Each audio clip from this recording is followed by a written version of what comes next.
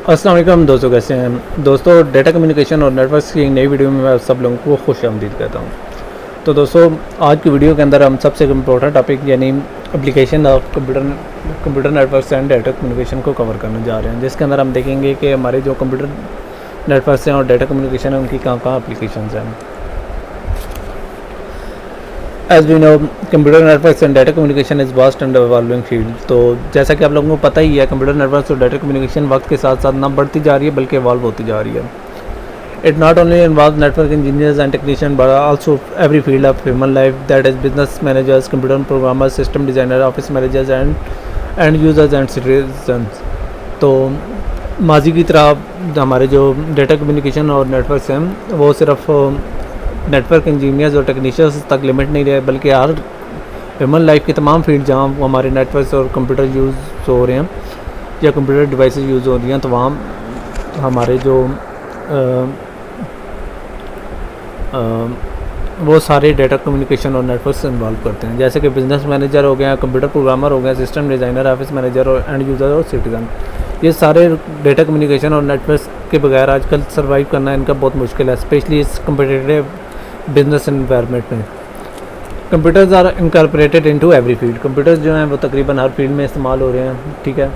तो कौन कौन सी फील्ड में इस्तेमाल हो रहे हैं, ठीक है। हमारी होगी जी ट्रांसपोर्ट होगी, जीपीएस होगी, बिजनेस बैंकिंग होगी, मास मीडिया हो गया, टेलीफोन नेटवर्क्स और इंटरनेट वगैरह वगैरह, और इसके अलावा काफ़ी सारी फील्ड्स हैं। तकरीबन हम हर फील्ड को तो काबू नहीं कर सकते, लेकिन हम कोशिश करेंगे तो थोड़ी सी हम इसके ऊपर डिस्कशन करें। तो सबसे पहले बात कर लेते हैं ट्रांसपोर्ट की। तो जैसा कि आप लोगों को पता है कि आजकल जो हमारे जो है ट्रांसपोर्टेशन सिस्टम है वो एक्सटेंसिव किस्म के कम्युनिकेशन नेटवर्क्स इस्तेमाल कर रहे हैं, जिनकी मदद से वो गाड़ियों और ट्रेनों के फ़्लो को मॉनिटर करते हैं। उसके साथ साथ जो हमारे एक्सप्रेस वेज और हाईवेज़ हैं उनके अंदर कंप्यूटराइज सिस्टम है, जिसकी मदद से न सिर्फ हमें ट्रैफिक सिग्नल्स का पता चलता है बल्कि पीक आवर्स के दरमियान उनके एक्सेस को भी लिमिट किया जा सकता है। तो हमारे जो मेट्रो बसेज़ हैं, सिटी बसेज़ हैं और ट्रेन्स हैं, उनके अंदर आजकल हार्डवेयर इस्तेमाल किया जा रहा है, ठीक है, जिसकी मदद से उनकी प्रिसाइज लोकेशन पता चल जाती है, ठीक है। जैसे कि हमारे शहरों में मेट्रो बस सिस्टम चल रहा है, ठीक है। तो इसकी मदद से ना सिर्फ जो अथॉरिटीज़ हैं उनको फ़ायदा होता है कि वो एक्सीडेंट से बचाते हैं अपनी गाड़ी ट्रांसपोर्ट को, बल्कि इसकी मदद से वो उनके दरमियान एक अप्रोप्रिएट सी स्पेस डाल देते हैं, यानी कि वो एक कर लेते हैं, एक सिस्टम सब कर लेते हैं, जिसकी मदद से वो जो बसेज़ होती हैं उनकी अराइवल को कंट्रोल कर लेते हैं, ठीक है। तो इस तरह से हमारी जो बसेज़ या हमारी ट्रेन्स हैं, ठीक है, वो ना सिर्फ पंक्चुअल होती हैं, ठीक है, बल्कि उन्हें पता चलता है कि हमारी नेक्स्ट बस कब आने वाली है, ठीक है। जैसा कि अमूमन मेट्रो बस के बारे अनाउंसमेंट हो रही होती है कि नेक्स्ट बस विल अराइव इन 2 मिनट्स। उसके साथ साथ हमारे जो आप लोग अगर रेलवे की ऐप्स यूज़ कर रहे हैं, ठीक है, और तो आप लोग देखते होंगे कि रेल का आज का एग्जैक्टली पता चलता है कि कितनी देर में आएगी, कितनी लेट है, क्या है, कहाँ पहुँची है, इवन की लाइव लोकेशन नज़र आ रही होती है, कहाँ से गुजर रही है।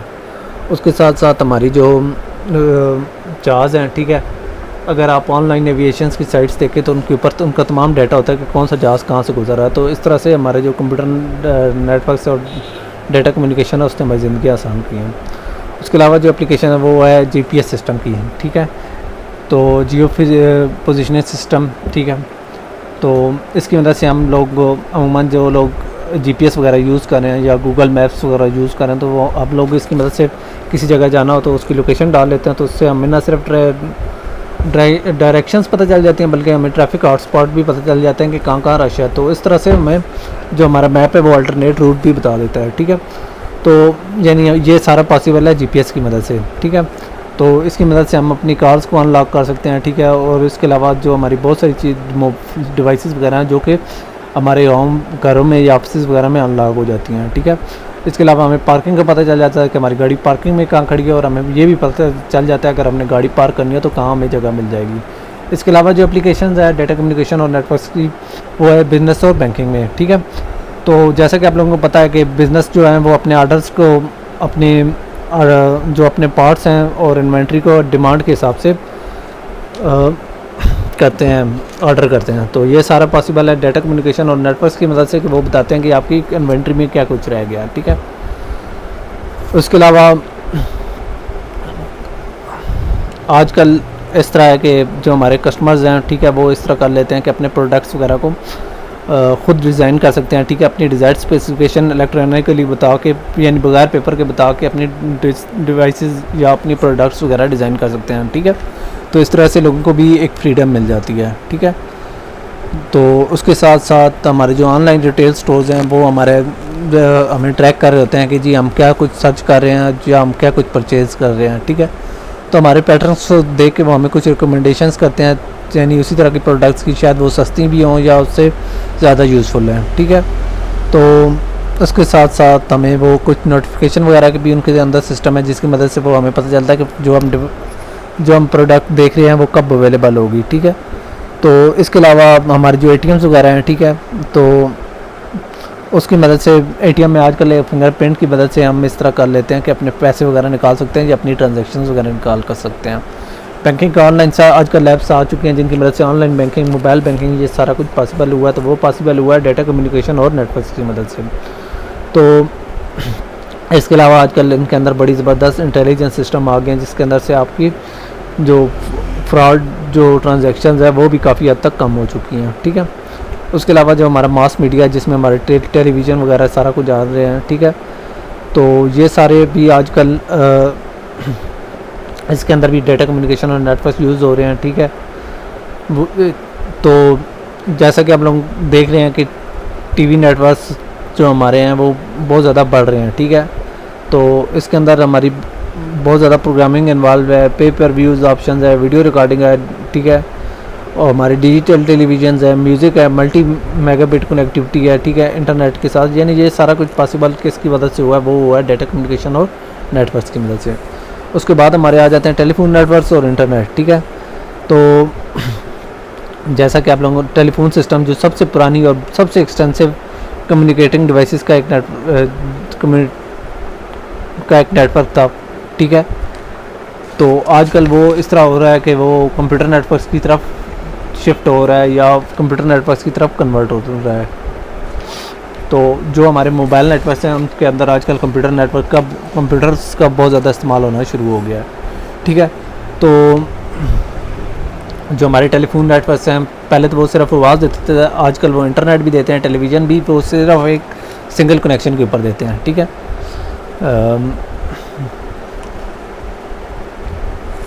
उसके अलावा जो हमारे सेलुलर टेलीफोन नेटवर्क्स हैं उन जगहों पर कवरेज दे रहे हैं जिन जगहों पर हमारा फिज़िकल नेटवर्क का लेके जाना बड़ा मुश्किल था, ठीक है।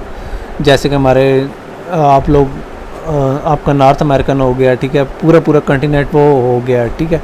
उसके अलावा पहाड़ों की चोटियों के ऊपर भी ये पॉसिबल है। अगर हमें फिज़िकली फाइबर या कोई केबल बिछानी हो तो वो पॉसिबल नहीं था, लेकिन ये सारा पॉसिबल हुआ है सेलुलर नेटवर्क्स की मदद से। रिमोट एरियाज़ के अंदर आजकल लोग इंटरनेट यूज़ कर रहे हैं, ठीक है। ना सिर्फ वो इंटरनेट के ऊपर चीज़ डेटा अपलोड कर रहे हैं बल्कि डाउनलोड भी कर रहे हैं, ठीक है। और इसके अलावा वो मैसेजेस भी कम्युनिकेट कर रहे हैं, उसके अलावा वो इमेजेस वगैरह सेंड और रिसीव कर रहे हैं, ठीक है। और रिमोट एरियाज़ के अंदर वो इस तरह कर रहे हैं, स्ट्रीमिंग कर रहे हैं, ठीक है, और टेलीविज़न प्रोग्राम्स वगैरह देख रहे हैं, ठीक है। और हमारे जो मोबाइल डिवाइसेस हैं उनकी मदद से हम म्यूज़िक सुन रहे हैं, फ़ोन कॉलिंग कर रहे हैं, तस्वीरें ले रहे हैं, इंटरनेट, ये सारा किसकी मदद से पॉसिबल हुआ है? तो ये पॉसिबल हुआ है डाटा कम्युनिकेशन और नेटवर्क्स की मदद से। तो मैं आप लोगों को जो हमारी कंप्यूटर नेटवर्क्स और डाटा कम्युनिकेशन की अमेजिंग वर्ल्ड है उसमें खुश आमदीद कहता हूँ, ठीक है। तो सपोज़ अगर आपको 24 घंटे आइसोलेशन में रहना पड़ जाए, ठीक है, और आप लोगों को कंप्यूटर नेटवर्क्स, ठीक है, और डाटा कम्युनिकेशन यूज़ ना करनी पड़े, तो इनके बगैर सर्वाइव करना बहुत मुश्किल है, ठीक है। तो जैसा कि आप देख सकते हैं कि कंप्यूटर नेटवर्क्स और डाटा कम्युनिकेशन हमारी लाइफ में बहुत ज़्यादा इंटीग्रेट करते जा रहे हैं, ना सिर्फ हमारी लाइफ में बल्कि उसके साथ साथ हमारे बिजनेसेस में। तो हम जो हमारा एरिया ऑफ स्टडी है, ठीक है, डाटा कम्युनिकेशन और नेटवर्क्स का, ये हम टेक्नीशियंस पर नहीं छोड़ सकते, ठीक है। तो हम सबको, ठीक है, पर पार्टिकुलरली इंफॉर्मेशन सिस्टम को, बिजनेसेस को और कंप्यूटर साइंस स्टूडेंट को ये जो बेसिक कंसेप्ट है वो पता होने चाहिए। ठीक है, तो इसकी मदद से ना सिर्फ हम नेटवर्क के साथ बेहतर तरीके से कम्युनिकेट कर सकेंगे, बल्कि नेटवर्क स्पेशलिस्ट और इंजीनियर्स को भी बड़े अच्छे तरीके से बता सकते हैं। और इसके साथ साथ हम अच्छे स्टूडेंट्स, अच्छे मैनेजर और अच्छे एम्प्लॉय भी बन सकते हैं। तो उम्मीद करता हूँ आप लोगों को ये वीडियो पसंद आई होगी। तो इंशाल्लाह नेक्स्ट वीडियो में हम कुछ बेसिक टर्मिनोलॉजीज़ पर बात करेंगे। तब तक के लिए इजाज़त दीजिए। अल्लाह हाफ़िज़।